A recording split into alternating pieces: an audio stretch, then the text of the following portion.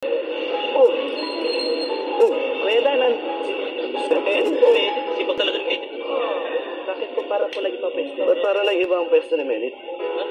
Kapitan ko na. Parang nakababo pa kaya?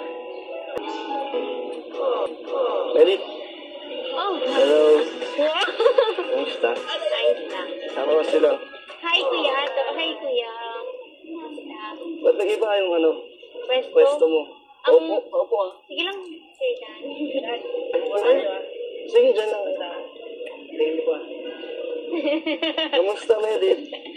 Okay lang po.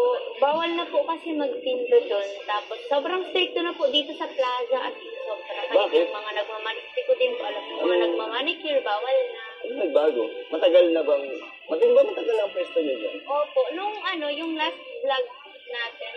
Tapos yun, bawal na dito. Kaya, pero ngayon nakapag-pesto ako kasi, ewan ko, ba't hindi masyadong mahigpit ngayon. Tsaka wala. Anong ginagawa pag kunyari may nahuli? Anong gagawin?